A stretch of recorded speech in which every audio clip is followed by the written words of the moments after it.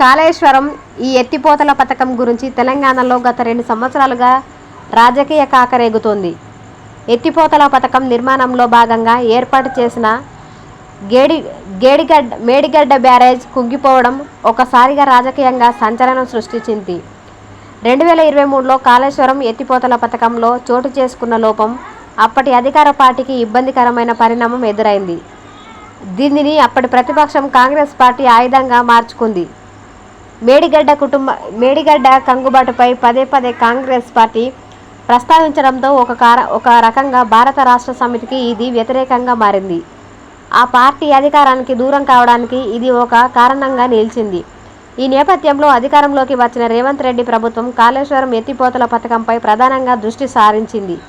అంతేకాదు, కాళేశ్వరం నిర్మాణంలో కీలకంగా పనిచేసిన ఇంజనీర్లపై ఏసీబీ చేసిన దాడుల్లో భారీగా ఆస్తులు బయటపడడంతో ప్రభుత్వం మరింత లోతుగా అడుగులు వేసింది.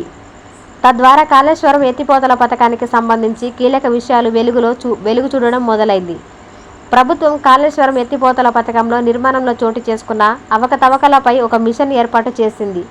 ఆ కమిషన్ మాజీ ముఖ్యమంత్రి కేసీఆర్, నాడు నీటిపారుదల శాఖ మంత్రిగా పనిచేసిన హరీష్ రావు, ఆర్థిక శాఖ మంత్రిగా పనిచేసిన ఈటెల రాజేందర్ను విచారించింది.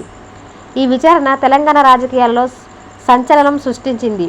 గులాబీ పార్టీ నుంచి బయటికి వచ్చిన తర్వాత, కమలం పార్టీలో చేరిన తర్వాత కాళేశ్వరం ఎత్తిపోతల పథకంపై రాజేందర్ వ్యతిరేక వ్యాఖ్యలు చేశారు. ఆ పథకంపై ఆసక్తికరమైన విషయాలను వెల్లడించారు. ఎప్పుడైతే కాళేశ్వరం కమిషన్ విచారణకు పిలుపునిచ్చిందో అప్పుడే ఆయన సర్వం మార్చారని కాంగ్రెస్ నాయకులు విమర్శించారు. ఇక తాజాగా ఓ ముఖాముఖిలో ఈటెల పాల్గొన్నారు. ఈ సందర్భంగా కాళేశ్వరం ఎత్తిపోతల పథకం నిర్మాణానికి సంబంధించి అడిగిన ప్రశ్నకు రాజేందర్ ఓపెన్గానే సమాధానం చెప్పారు. కాళేశ్వరం ఎత్తిపోతల పథకం గొప్పది. దానిని నిర్మించడం వల్ల తెలంగాణ రాష్ట్రం బాగుపడింది. భూగర్భ జలాలు పెరిగిపోయాయి. పంట పొలాలు సాగు పెరిగింది. ముఖ్యంగా శ్రీరామ్ సాగర్ ప్రాజెక్టుకు నీళ్లు అందాయి. దీంతో పంటలు మెండుగా పండుతున్నాయి.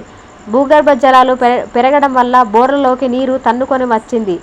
నా నియోజకవర్గంలో అప్పుడు గోదావరి జిల్లాలు రావడంతో రైతులు సంతోషపడ్డారు. పంటలు బాగా పండించుకున్నారు. కాళేశ్వరం ఎత్తిపోతల పథకం గురించి తెలియని వారు